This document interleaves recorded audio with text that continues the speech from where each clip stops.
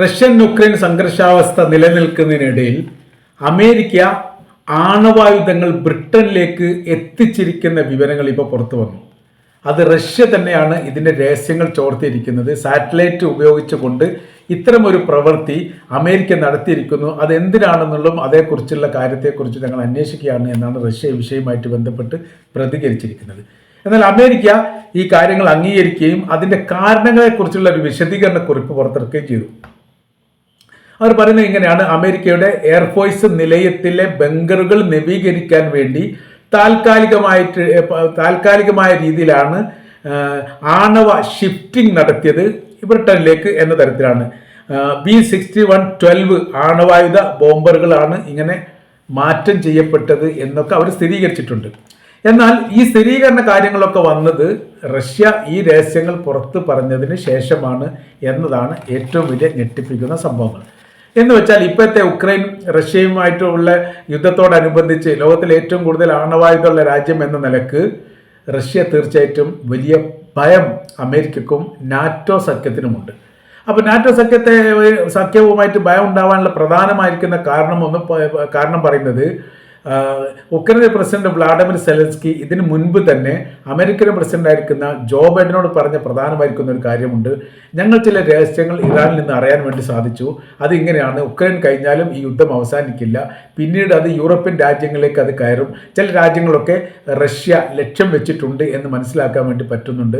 ആയതിനാൽ റഷ്യയെ പരാജയപ്പെടുത്താനുള്ള എല്ലാ ശ്രമങ്ങളും കഠിനമായി തന്നെ അമേരിക്ക നടത്തുകയും ഞങ്ങളോടൊപ്പം സഹകരിക്കുകയും വേണം എന്ന് മുൻപ് പറഞ്ഞതാണ്. ഈ അമേരിക്കയെ സംബന്ധിച്ച് അവർക്ക് അത് ബോധ്യപ്പെട്ടിട്ടുണ്ടെങ്കിൽ പോലും ഏത് തരത്തിൽ കൈകാര്യം ചെയ്യുമെന്ന കാര്യത്തിൽ വലിയ പരാജയമാണ് അവർക്കുണ്ടായത്. അതിൻ്റെ കാര്യം തങ്ങൾക്ക് ആ ഗുണമില്ലാത്ത ഒരു യുദ്ധത്തിന് എന്തിനു വേണ്ടി മറ്റൊരു രാജ്യത്തെ ശത്രുവായിട്ട് കാണുന്നു എന്ന് ഭരണകക്ഷിയും പ്രതിപക്ഷവും ഒരേ സമയത്ത് ചോദിച്ച ഒരു സംഭവം ജോ ബൈഡൻ ഉണ്ടായിരുന്നു. അപ്പോൾ അതിന് ഉത്തരം പറയാൻ വേണ്ടി അയാൾക്ക് സാധിക്കാതെ പോയി. കാര്യം എന്ന് പറയുന്നത്, അവിടെ ഇപ്പോൾ യുദ്ധം തുടങ്ങിയിട്ട് 3 വർഷത്തോളമായി വലിയ രീതിയിലുള്ള സാമ്പത്തിക നഷ്ടം അമേരിക്കക്ക് ഉണ്ടായിട്ടുണ്ട്. അമേരിക്ക തുടങ്ങി വെച്ച യുദ്ധം എന്ന നിലക്ക് അത് പൂർത്തീകരിച്ചിട്ടില്ലെങ്കിൽ അതിൻ്റെതായിരിക്കുന്ന മാനക്കേട് വേറെ ഉണ്ടാവും. അതുകൊണ്ടാണ് യുദ്ധം ഇങ്ങനെ നീണ്ടു പോകുന്നത്. എന്നാൽ പൂർണ്ണമായ രീതിയിൽ റഷ്യയെ പരാജയപ്പെടുത്താൻ ഇപ്പോഴും സാധിക്കുന്നില്ല. ഇങ്ങനത്തെ ഒരു സാഹചര്യത്തിലാണ് ഇത്തരം ഒരു പ്രവൃത്തി. കാരണം സുരക്ഷിത മേഖലയിൽ ആണവായുധം ശേഖരിക്കാനും അത് സൂക്ഷിച്ചു വെക്കാനും തീർച്ചയായിട്ടും അമേരിക്കക്ക് സാധിക്കുമെന്ന കാര്യത്തിൽ സംശയങ്ങളൊന്നുമില്ല. അങ്ങനെയൊക്കെ ബ്രിട്ടനെ സംബന്ധിച്ചിടത്തോളം, ബ്രിട്ടനിലാണെങ്കിൽ ആണവായുധമുണ്ട്, ആണവായുധമുള്ള രാജ്യമാണ് ബ്രിട്ടൻ. അപ്പോൾ അങ്ങനെ ആണവായുധമുള്ള രാജ്യത്തിലേക്ക് മറ്റൊരു ആണവായുധമുള്ള രാജ്യം ഈ വസ്തുവിനെ മാറ്റുന്ന സമയത്ത് അതിന് രാഷ്ട്രീയമായിരിക്കുന്ന എന്തെങ്കിലും ഗൂഢാലോചനകളോ അല്ലെങ്കിൽ ലക്ഷ്യങ്ങളോ ഉണ്ട് എന്നുള്ള ഏറെക്കുറെ ഉറപ്പാണ്. ഈ ഒരു വിഷയമാണ് യഥാർത്ഥത്തിൽ ഇപ്പോൾ വലിയ രീതിയിൽ ചർച്ചയിൽ വന്നിരിക്കുന്നത്. റഷ്യ സൂക്ഷ്മതയോടുകൂടി തന്നെയാണ് എല്ലാ രാജ്യത്തെയും നിരീക്ഷിക്കുന്നത്, മനസ്സിലാക്കുന്നത് എന്ന് ഇതിൽ നിന്ന് നമുക്ക് ഊഹിച്ചെടുക്കാൻ വേണ്ടി പറ്റും. സാറ്റലൈറ്റ് ഉപയോഗിച്ചുകൊണ്ടുള്ള കൃത്യമായ രീതിയിൽ ഈ പറയപ്പെട്ട അമേരിക്കയുടെ ആണവായുധങ്ങൾ ഷിഫ്റ്റ് ചെയ്യുന്ന പ്രവൃത്തികൾ കൃത്യമായ രീതിയിൽ കണ്ടെത്താൻ വേണ്ടി സാധിച്ചിട്ടുണ്ട്. എന്ത് ന്യായീകരണം പറഞ്ഞാലും അവർ പറയുന്ന കാര്യങ്ങൾ അങ്ങനെ ഉചിതമായി സ്വീകരിക്കാൻ വേണ്ടി പറ്റുകയില്ല എന്നുള്ളതാണ് റഷ്യയുടെ അഭിപ്രായം.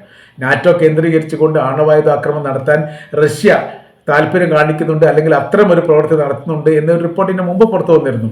ഉക്രൈൻ പരാജയപ്പെടുന്നില്ലെങ്കിലും, ഉക്രൈൻ കീഴടങ്ങുന്നില്ലെങ്കിലും, വ്ളാഡിമിർ സെലൻസ്കി തങ്ങൾ മുന്നോട്ട് വെച്ച നിർദ്ദേശം അംഗീകരിക്കുന്നില്ലെങ്കിലും കഠിനമായിരിക്കുന്ന ശിക്ഷ അവർക്കുണ്ടാവും എന്നാണ് അന്ന് റഷ്യയുടെ പ്രസിഡന്റായിരിക്കുന്ന വ്ളാഡിമിർ പുടിൻ പറഞ്ഞത്.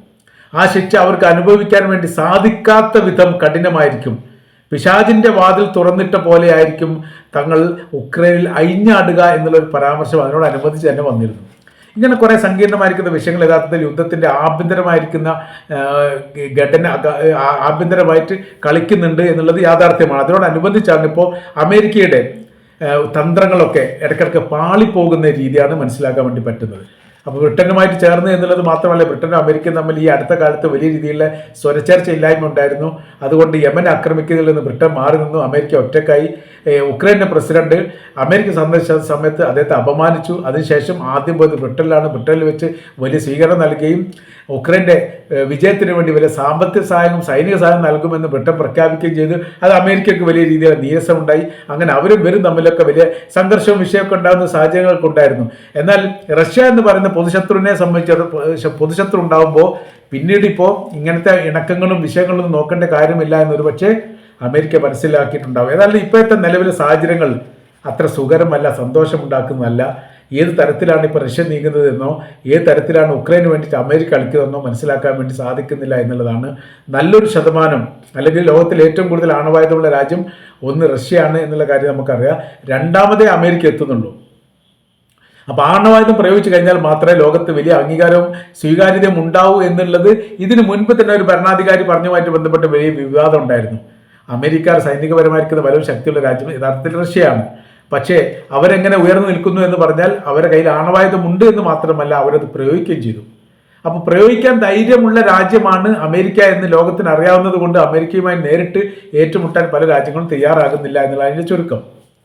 റഷ്യ ഒരു ആണവായുധം പ്രയോഗിക്കുന്ന ഒരു സാഹചര്യങ്ങൾ ഉണ്ടായിക്കഴിഞ്ഞാൽ പിന്നീട് അമേരിക്ക അല്ല റഷ്യ ആയിരിക്കും വലിയ രാജ്യമായി മാറുക. ഇപ്പോഴത്തെ സാഹചര്യങ്ങളൊക്കെ നോക്കി സംബന്ധിച്ച് യഥാർത്ഥത്തിൽ അങ്ങനെയൊക്കെയാണ് നമ്മൾ കൂട്ടി വായിക്കാൻ വേണ്ടി സാധിക്കുന്നത്. ഏതായിരുന്നാലും അമേരിക്ക അങ്ങോട്ട് ബ്രിട്ടനിലേക്ക് ആണവായുധം കടത്തിയുമായിട്ട് ബന്ധപ്പെട്ട കാര്യത്തെക്കുറിച്ച് വലിയ രീതിയിലുള്ള വിവാദം ഇപ്പം തന്നെ ആരംഭിച്ചിട്ടുണ്ട്. അത് ഏത് തരത്തിലാണ് കെട്ടടങ്ങുക എന്ന് നമുക്ക് പറയാൻ ഒരിക്കലും സാധിക്കാത്ത വിധമാണ്, സങ്കീർണമായിരിക്കുന്ന സ്ഥിതിയായിട്ട് ഇതിനെ റഷ്യ കൊണ്ടു നടക്കുന്നത് എന്നാണ് നമുക്ക് മനസ്സിലാക്കാൻ വേണ്ടിയിട്ട് സാധിക്കുന്നത്.